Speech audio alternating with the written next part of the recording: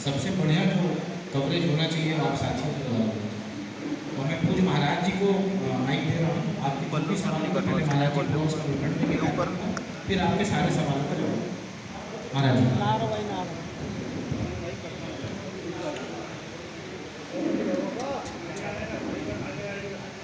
वसुदेव सुतं देवं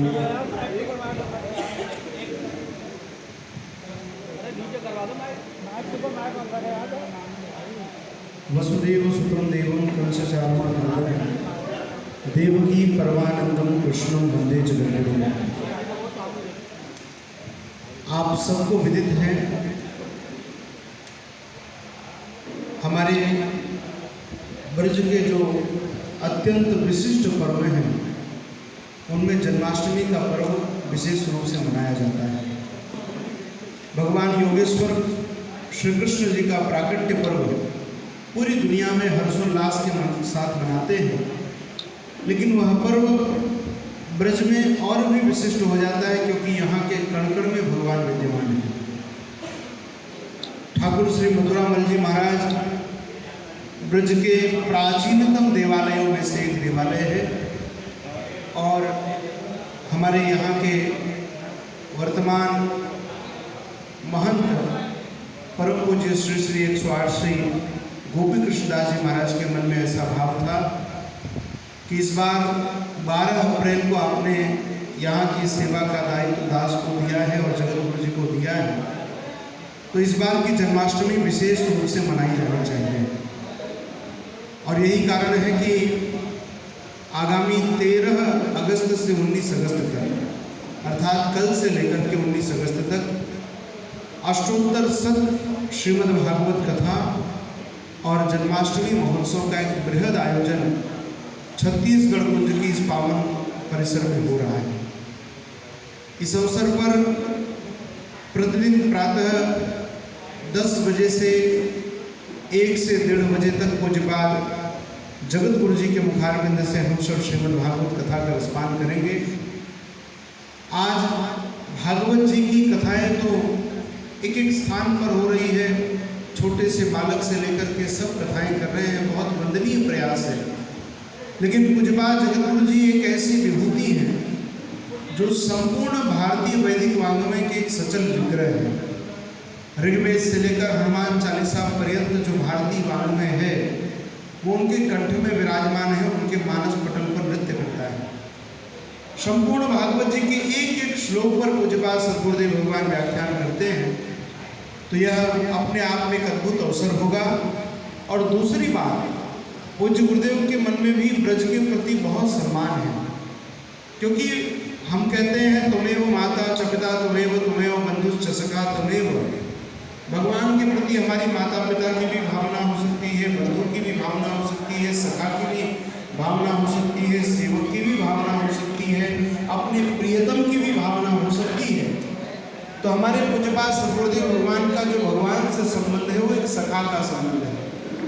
तो वह अपने सखा के प्राकट्य पर्व पर जन्माष्टमी पर यहाँ पर पधार रहे हैं। 20 तारीख तक उनका प्रवास यहाँ पर रहेगा, आज रात्रि यहाँ पर पधार जाएंगे। प्रतिदिन के सत्र में मैंने पूर्व में भी निवेदन किया, प्रातः 10 बजे से उनके मुखारबिंद से हम सब कथा का रसास्वादन करेंगे और 1 बजे के बाद प्रतिदिन यहाँ पर संतों का प्रसाद भंडारा, जो ब्रजवासी हैं, जो यहाँ के अतिथि अभ्यागत हैं, जो रमते राम हैं, उन सभी संतों का यहाँ पर प्रसादी होगी। और प्रतिदिन सायंकाल 5 बजे से 7 बजे तक भक्ति संध्या का आयोजन हो रहा है, जिसमें देश के प्रसिद्ध जो कलाकार हैं, जो कला साधक हैं, वो आकर के यहाँ ठाकुर मथुरामल जी महाराज के चरणों में अपनी प्रस्तुति देंगे, अपने जीवन को धन्य करेंगे। और उस क्रम में 13 तारीख को यहाँ पर बाबा श्री चित्र विचित्र जी महाराज की भजन संध्या है और साथ ही 14 तारीख को हमारे दिल्ली से सांसद और प्रसिद्ध अभिनेता और गायक मनोज तिवारी जी की यहाँ पर प्रस्तुति होगी। 15 तारीख को भारतीय फिल्म जगत की बहुत प्रसिद्ध गायिका है नीति मोहन जी, आपने सुना होगा। नीति मोहन जी आकर के यहाँ पर अपनी प्रस्तुति देंगे, जो कि गुरुदेव की ही शिष्या हैं। और 16 तारीख को दिल्ली में हमारे आदरणीय वेद प्रकाश टंडन जी के कई विद्यालय हैं। उन विद्यालय में पढ़ने वाले 100 से अधिक बच्चों के द्वारा यहाँ पर संपूर्ण कृष्ण लीला का मंचन यहाँ पर 3 घंटे में किया जाएगा। जो कोई कलाकार नहीं है, पढ़ने वाले बच्चे हैं, लेकिन उनकी प्रस्तुति इतनी अद्भुत है कि जो भी व्यक्ति देखता है वो अपने आप में बलिहारी हो जाता है। उसके साथ ही 17 तारीख को पूज्य गुरुदेव की शिष्या और प्रसिद्ध लोक गायिका पद्मश्री मालिनी अवस्थी जी की यहाँ पर प्रस्तुति रहेगी। 18 तारीख को प्रसिद्ध भजन गायक और श्याम प्रेमियों के हृदय में जिनका एक विशेष स्थान है और हमने उनके गीतों को सुना है, जो राम को लाए हैं हम उनको लाएंगे, ऐसे आदरणीय कन्हैया मित्तल जी की यहाँ पर प्रस्तुति होगी। और 19 तारीख को आप जानते हैं पूज्यपाद सद्गुरुदेव भगवान वैष्णव सार्वभौम हैं, भारतीय सनातन धर्म के जो हैं वह एक विराट वटवृक्ष हैं। तो उनके सानिध्य में कुछ चिंतन, कुछ मंथन और कुछ समाज को अमृत बिंदु प्राप्त होने चाहिए।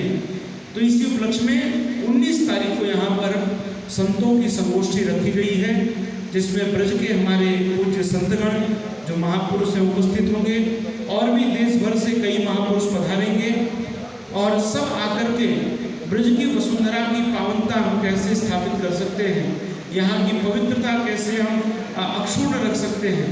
हमारे महाराज जी का निरंतर प्रयास है कि यहाँ पर सघन वृक्षारोपण हो वृंदावन से, जिसकी वृंदावन की जो पहचान है, यहाँ की प्रकृति सुरक्षित रहे, यमुना मैया स्वच्छ रहे, हमारे ब्रज का परिक्रमा पथ सुंदर होना चाहिए, यहाँ पर जो तमाम नशे का कारोबार चल रहा है वो बंद होना चाहिए, पॉलीथीन का प्रयोग कम होना चाहिए।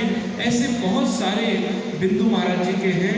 इन सभी बिंदुओं पर पूज्य संतों का मार्गदर्शन हम सबको प्राप्त होगा और प्रतिदिन के सत्र में यहाँ पर अनेक राजनीतिक जगत के, सामाजिक जगत के और उसके साथ ही अनेक आध्यात्मिक जगत की विभूतियाँ यहाँ पर उपस्थित होंगी।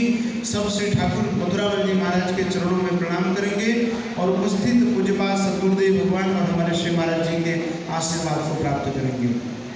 आप जानते हैं कि पूज्यपाद सद्गुरुदेव भगवान, चाहे वह साहित्य की सेवा हो, चाहे वह समाज की सेवा हो, चाहे वह संतों की सेवा हो, ये सेवा की त्रिवेणी पूज्य जगतगुरु जी ने चलाई और साहित्य सेवा के रूप में 250 से अधिक ग्रंथ उन्होंने समाज को प्रदान किए हैं।